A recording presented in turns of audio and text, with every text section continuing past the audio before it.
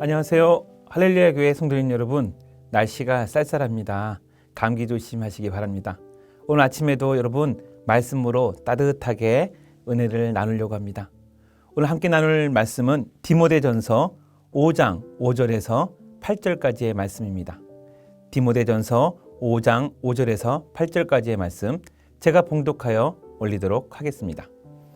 참 과부로서 외로운 자는 하나님께 소망을 두어 주야로 항상 간구와 기도를 하거니와 향락을 좋아하는 자는 살았으나 죽었느니라. 내가 또한 이것을 명하여 그들로 책망받을 것이 없게 하라. 누구든지 자기 친족, 특히 자기 가족을 돌보지 아니하면 믿음을 배반하는 자요 불신자보다 더 악한 자니라. 아멘. 바울에게는 서신서를 참고로 할 때 두 명의 수제자가 등장합니다. 여러분들도 많이 들어보셨는데요. 바로 디모데와 디도입니다. 디도는 데살로니가 교회 상황에서 심부름을 하다가 지금은 그레데 섬에 배정받아 있습니다. 거기서 목회를 하고 있다는 것이죠. 에베소에서는 고린도 교회에서 심부름을 하면서 같이 왔다 갔다 했던 디모데가 에베소를 담당하고 있습니다. 그 두 수제자 중에 오늘은 디모데에게 편지를 보내는 전서에서 특별히 5장을 가지고 나누려고 합니다. 저는 오늘 두 가지 포인트로 가려고 합니다. 첫 번째는 이웃사랑에 대한 태도를 왜 얘기했을까? 그리고 정말 이것이 어떤 것을 말하는 것일까? 그래서 처음은 대지 1은 배경에 대해서, 그리고 대지 2는 강론에 대해서 들어가려고 합니다. 첫 번째, 이웃사랑은 각 성도들에 대한 태도입니다. 각 성도들에 대한 태도가 이웃사랑인 것 같습니다. 디모데에게 바울은 말합니다. 태도가 영성이다. 왜냐하면 여러분들이 디모데전서 1장부터 6장까지의 내용을 보시면 1장에서 3장까지는 하나님에 대한 태도를 말하고 있습니다. 즉 하나님에 대한 사랑을 말하고 있는 것이지요. 1장에서 3장까지 하나님의 사랑이기 때문에 주님의 몸된 교회는 이렇게 우리가 대해야 된다. 이단들의 특세 절대 안 된다는 것이지요. 그리고 교회의 권위와 질서에 대한 것들도 우리가 서로 양보하면서 가자. 그러면서 기도, 또 감독과의 집사의 자격 모두, 그 다음에 모두가 다 조직교회를 잘 세우기 위한 조치입니다. 이런 부분을 1장에서 3장까지 말씀하고 있고요. 또 4장부터 6장까지는 이웃에 대한 사랑을 말하고 있습니다. 그래서 각 세대에게 우리가 어떻게 대해야 될지를 말하고 있다는 것이죠.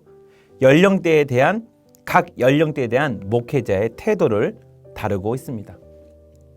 그렇기 때문에 4장에서는 거짓말, 또 좋은 일꾼에 대한 언급을 하면서 우리가 그렇게 사람을 뽑는 이유가 바로 교회 성도를 잘 대하기 위한 것이지요.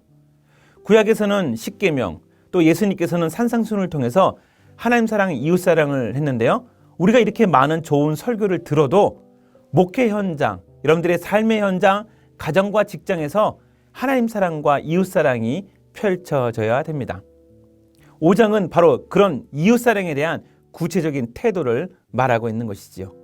5장 1절, 늙은이를 꾸짖지 말고 권하되 아버지에게 하듯하고 젊은이에게는 형제에게 하듯하고 늙은 여자에게는 어머니에게 하듯하며 젊은 여자에게는 온전히 깨끗함으로 자매에게 하듯하라. 이렇게 일일이 다 언급하고 있습니다. 3절, 참 과부인 과부를 존대하라.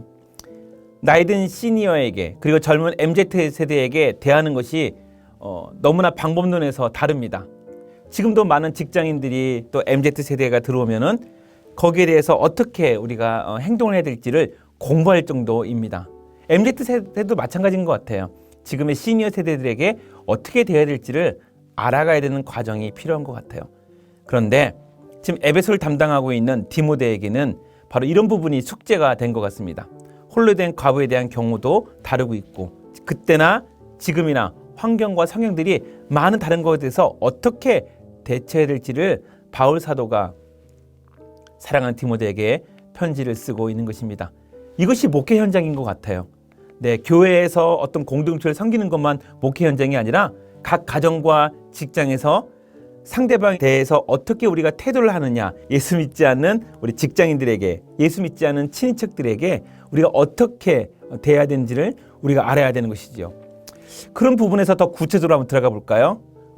대지 2입니다. 이웃사랑은 하나님 앞에 바로 서게 하는 것입니다. 그럼 왜 이렇게 이웃사랑을 강조할까? 그리고 이웃사랑을 한다면 어떻게 해야 되는가?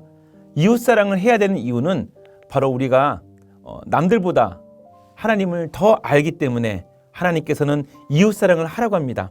5장 8절에 보면 누구든지 자기 친족, 특히 자기 가족을 돌보지 아니하면 믿음을 배반하는 자여 불신자보다 더 악한 자니라. 예수를 믿고 있음에도 불구하고 세상 사람들보다 가족을 돌보지 않는 자가 있었던 것 같아요. 특히 과부라든지 고아가 발생하면 나 몰라라 하는 사람들이 있는 것 같았어요. 그렇기 때문에 바울 사도는 디모데에게 강력하게 얘기합니다. 이웃을 돌보지 않고 특히 친인척 가운데 이렇게 과부나 고아가 있을 때 돌보지 아니한다면 믿음을 배반한 자요 불신자보다 더 악한 자니라라고 강력하게 경고하고 있습니다. 이웃을 자기 가족을 돌보지 않으면 불신자보다 더 나쁜 사람이라고 계속해서 얘기하면서 하나님께서는 이웃사랑이 왜 중요한지를 이 목회 현장 가운데 얘기하고 있습니다. 그런데 여러분 한 번만 조금만 더 구체적으로 한번 들어가 볼게요. 참 과부에 대해서 얘기하고 있는데요. 참 과부로서 외로운 자는 하나님께 소망을 두어 주야로 항상 간구와 기도를 하거니와 향락을 좋아하는 자는 살았으나 죽었느니라.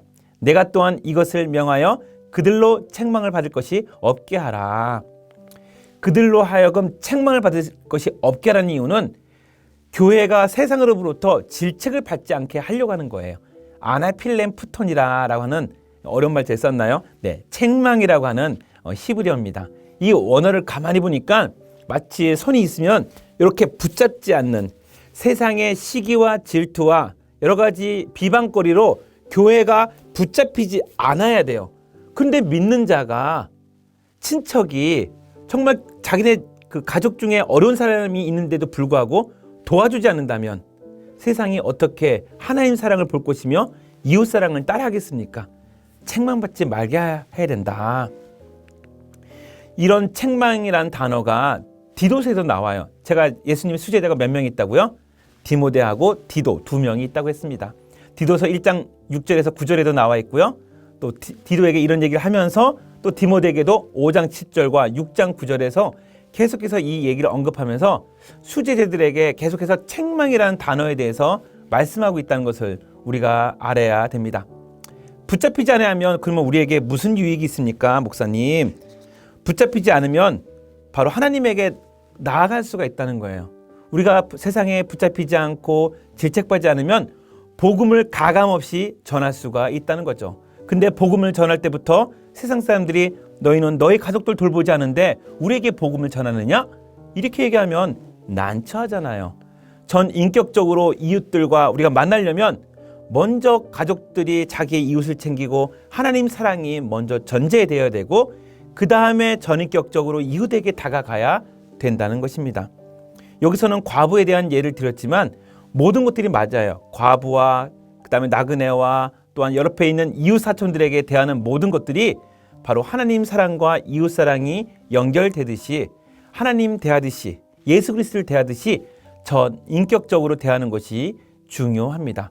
이렇게 되었을 때 하나님의 나라가 더 확장되고 좋은 소문이 날 줄로 믿습니다.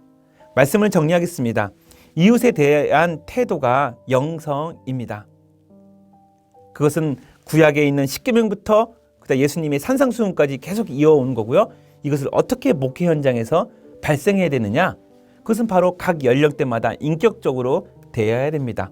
오늘 디모데전서 5장에서는 참 과부에 대해서 집중하고 있지만 그 당시 때 참 과부가 참 어려웠던 것 같아요. 근데 여러분 주위에 보시면 여러분들이 손에 닿는 어려운 사람이 있을 것입니다. 그들의 성향과 그들의 연령대에 맞게 우리가 하나님 사랑, 이웃 사랑으로 접근하였으면 좋겠습니다. 오늘 나눴던 이 말씀을 한마디로 딱 정리한다면 무엇이 될까요? 우리가 꼭 알아야 할 이웃 사랑은 대상자가 바로 옆에 있는 이웃이 하나님과 이웃 앞에 전 인격적으로 서게 하는 것이다. 교회 안에 어려운 사람이 있습니까? 그들이 하나님 앞에 서게 하고 그 서게 하는 것이 우리가 함께 이웃에게 서게 할 수 있는 통로가 되는 것입니다. 오늘 디모데전서 5장이 여러분들의 가정과 직장에서 많은 사람들 대할 때 좋은 원동력이 되시기를 주님의 이름으로 축원드립니다. 기도하겠습니다. 하나님 감사합니다. 우리가 꼭 알아야 될 이웃사랑은 대상자가 하나님과 이웃 앞에 전 인격적으로 서게 하는 것입니다. 우리는 말로만 하나님 사랑, 이웃 사랑만 하고 있지는 않은지요? 그렇지 않습니다. 하나님, 우리가 산상수훈에 배웠던 그 교훈들이, 십계명에 있었던 그 내용들이 우리의 삶의 현장에서 드러나게 하여 주시옵소서. 그리하여 예수 그리스도의 복음이 전할 때 우리가 붙잡힘이 없게 하여 주시옵소서. 가감없이 예수 그리스도의 복음을 자신 있게 전할 수 있도록 우리에게 하나님 사랑과 이웃 사랑이 늘 삶 가운데 스스로 빛이 나는 향기가 되게 하여 주시옵소서. 오늘도 이러한 삶의 현장에서 하나님께서 큰 은혜를 허락할 줄 믿사오며 예수님의 이름으로 기도드리옵나이다. 아멘. 오늘도 삶의 현장에서 주님의 은혜가 하나님 사랑과 이웃 사랑으로 펼쳐지시기를 주님의 이름으로 축원드립니다.